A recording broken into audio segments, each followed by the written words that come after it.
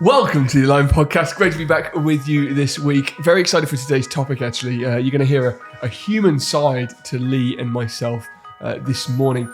Just want to say thank you to all of you who have been subscribing, all of you who have been writing reviews for us. It really does help. In such a short space of time, we've got an incredible amount of reviews, and it really does help to grow this show. We're making waves in the chiropractic profession, but also outside the chiropractic profession to really help human beings level up their lives and become better. So if you want to live in a better world, then make sure you like, subscribe, and write us a review. We really do appreciate everything that you do for us in the show, and we hope that we are providing you with value enough to go ahead and just pause right now, click like, write a little review, and then tune back into this amazing episode. I am joined, as always, by my amazing co-host, Lee Lawton. Welcome to the show. Morning, mate. How are we doing? I'm good now. You've got me a coffee. Thank you very much. Yeah, it's been a while since we've had a coffee on the show. You always come after the gym, hyped up on pre-workout. So Yeah, I'm just that pre-workout's just dropping now. yeah, good. You got a tattoo, mate. I'm proud. I did. I text my mum, like, Mum, I hope you don't hate me. Got a tattoo. So yeah, I'm really happy with it. There was a lady upstairs. She's really good. Jessica Louise. Yep. Yeah, it was funny because she said, how long have you wanted a tattoo for? And I sat there and I was like, 10 years. And then I actually thought, no, it's been 20 years I've been thinking about having a tattoo Really? for.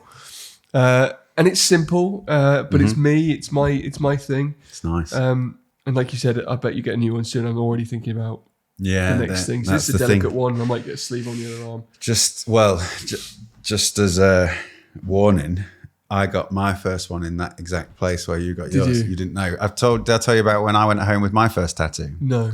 And it was fresh. I just had it done that day. And my mum grabbed my arm. That's not real.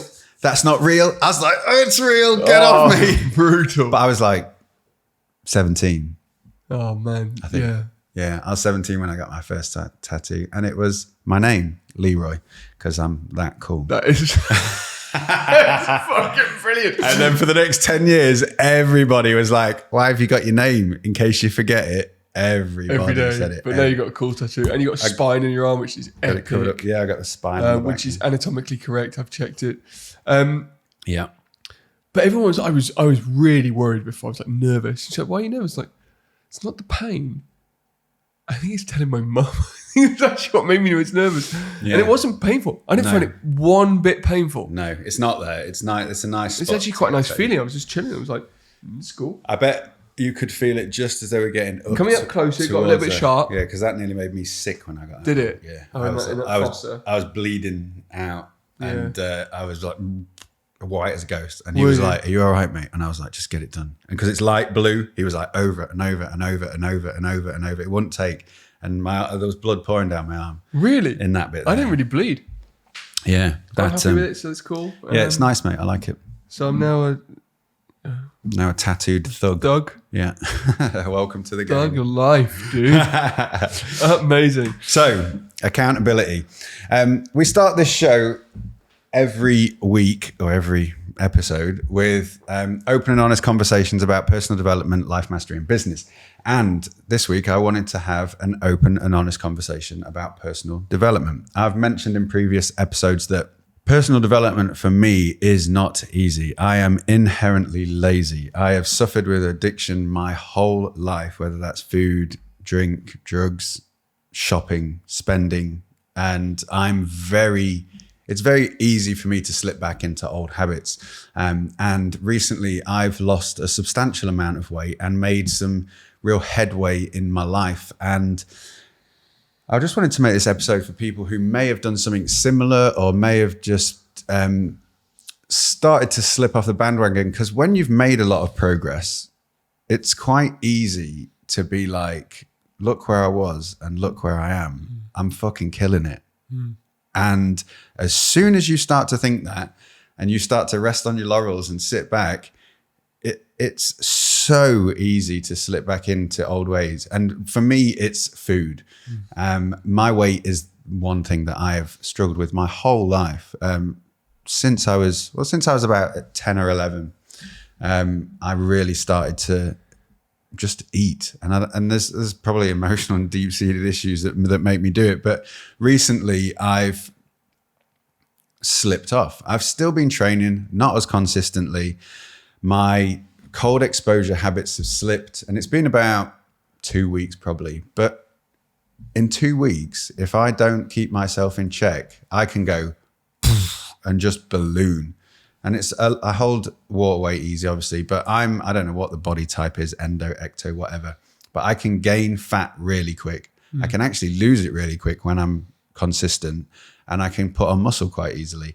And yeah, if I'm not on it, it just starts to snowball back in. So I wanted to create this episode, and I'm going to leave my email below if anybody wants to reach out and work as accountability partners. I'm going to be sharing on social media again, and I'm going to put in the next 30 days, I'm going to be hammering my habits, sharing on my story. Probably going to release this episode before some of the episodes that we've recorded already, so that everybody can jump on board who wants to jump on board, and I will be there, and I will be your accountability partner, and you can be mine. And yeah, that's sort of what this episode is going to be about today. I love it. And accountability it's really good to have accountability partners. And it's one of the reasons I coach. My coaches keep me accountable. My wife keeps me accountable the most. And this show actually has been really good for me, for us, in terms of accountability. Ultimately, the number one person who you've got to be accountable to is yourself. It's a cliche, but we have mentioned it on the show before. You know when you're going wrong, you know when you're fucking up, and you have to have that honest conversation with yourself. But sometimes you need something to drive you, to motivate you. Now, what's really interesting, I heard Joe Dispenza speak about this the other day. He was actually being interviewed by who's that British guy? Jay Shetty. No. Chris Willings. They're the only two British guys, I know. No. Oh, God. Anyway, huge podcast. Well-spoken British guy at a big company, and then he's just created a podcast. Anyway. Steve Bartlett. Diary of a CEO. That's the one. Yeah. And Steve says, I can't get over the guilt. Like, not the guilt. I can't stop having sugar late at night. I can't stop it. What is the problem here? And Joe says, you're not addicted to the sugar. You're addicted to the guilt. You're addicted to the guilt feeling. And I've been there. Wow, yeah. And it's like, because I was talking to Sarah about this the other night, it's like borderline bulimia. Like, I will go through phases, and if I eat bad, I train hard. Beast yourself. And sometimes when I'm in a funk and I really want to get myself out the funk, I binge so hard that it forces me to the other side. Yeah. Now, I don't do that anymore, but that's definitely a bad habit that I used to have. Yeah. So there can be with these bad habits and these slipping of accountabilities, you're programmed to feed off something else. Like you want to feed off the guilt. You want to feed off that, oh, I'm not so perfect and woe is me, which is a natural thing for human beings. Instead of like natural propensity to feed off the success and the winning, because not everybody is like that. No. And sometimes we need bad things to spur us on as opposed to good things to spur us on. But we all have this slip and check. I see it in the associate game, and even with people I coach, like do really well, chill. Like associates can come in, they earn 10 grand a month. The next month they're earning 2 grand. I'm like, dude, come on. Like, where's your consistency here? And it's just, they're just like, oh, I've done really well. I'll chill now. And that accountability is lacking. But it's nice of you to be honest. And I suppose that, I had to be honest. I had to be honest the other day with my audience because what did I do? I hit the wall one week, and the next day I posted a picture of me in the gym, and Sarah's like, but you didn't tell everyone on that day you hit the wall that you chilled out. And I did chill out, but I still got my non-negotiables done, but in a different way. But I did. Thursday last week, I got dressed, I went to work, 6:30 in the morning, turned around to my team, I said, I'm out, I've got to go. And I'm still dizzy now. So dizzy. I bet that light's not helping, is it? Nothing's helping. Those lights make me dizzy, and I'm not even. And I went home and I went to bed, and I woke up so dizzy. But I went and stood at my desk with a really wide stance.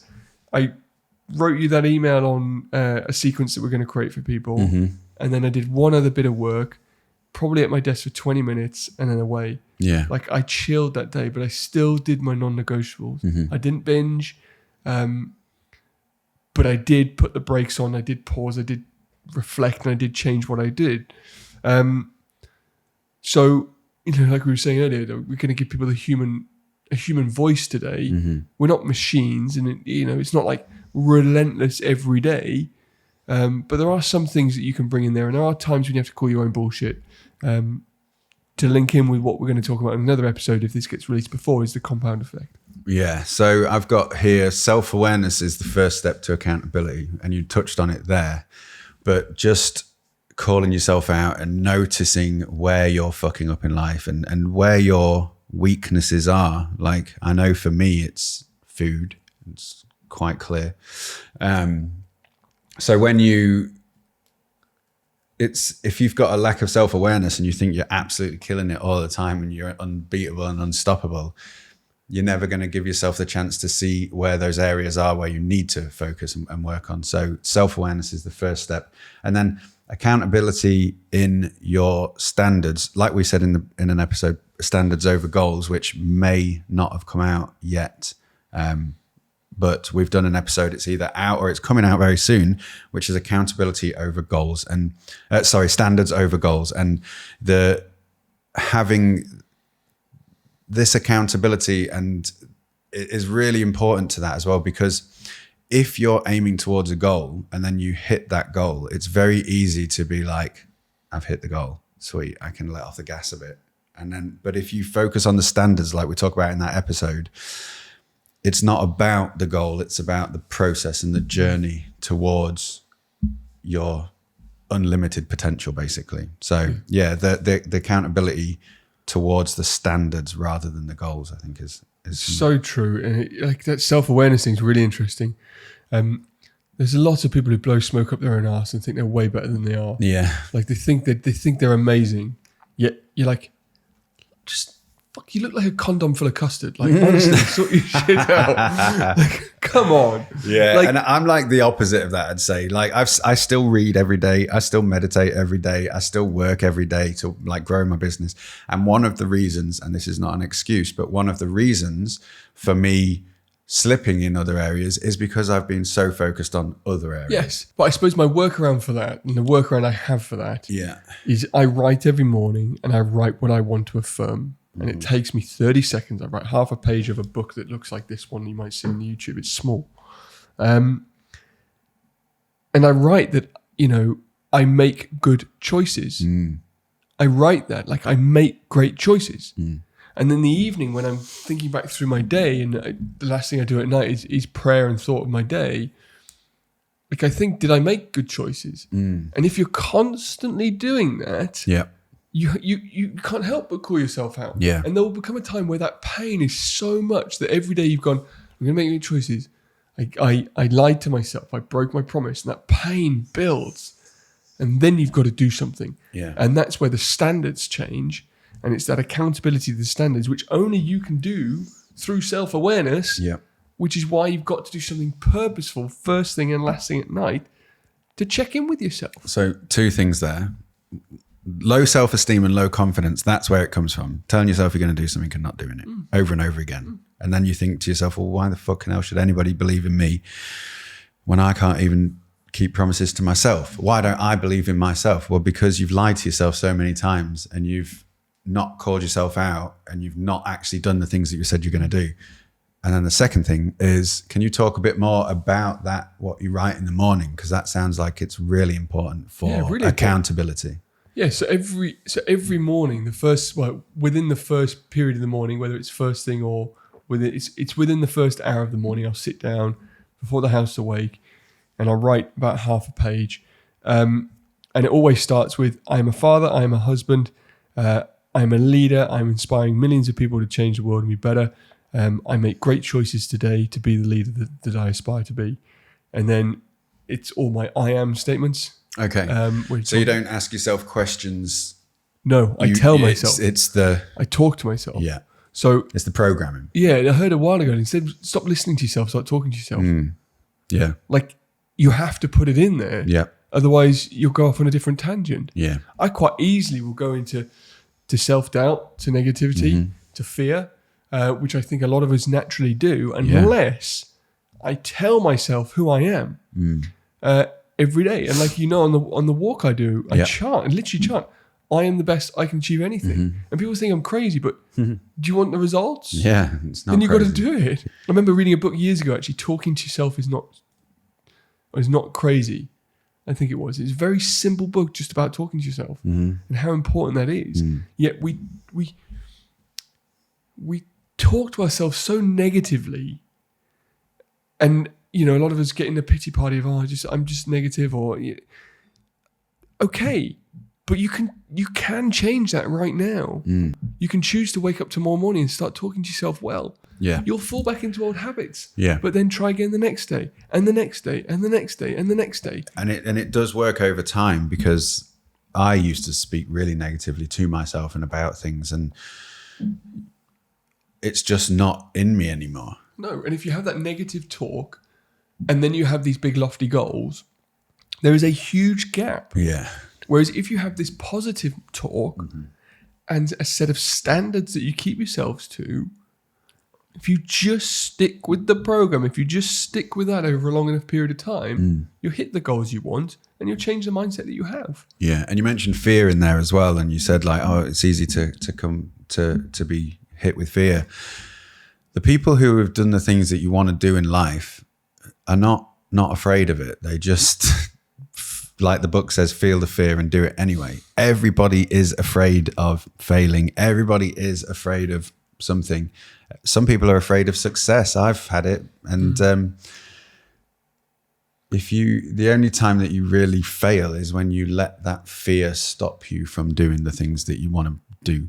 And we should do an episode on fear, another one, if we haven't done one.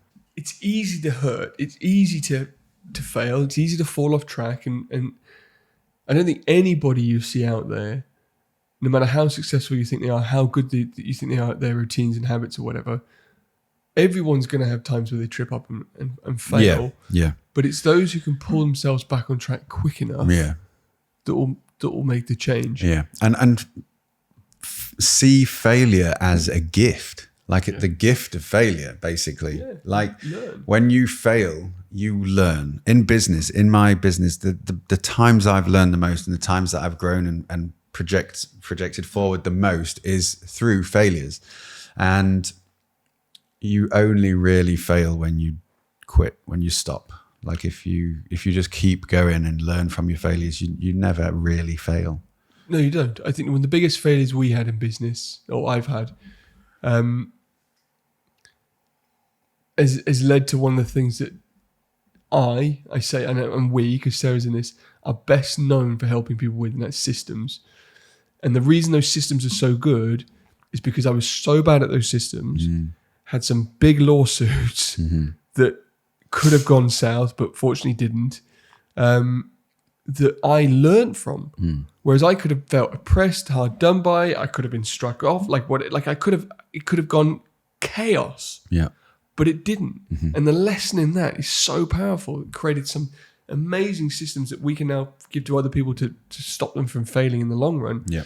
But that was painful to walk through there. But you learn from your mistakes. You have to learn from your mistakes. And then this is another reason why coaching is so good, because you can learn from other people's mistakes. Yes. Like people who coach with you can learn what you learned during that difficult time through your coaching for money. And money's time's more valuable than money. So you make the decision.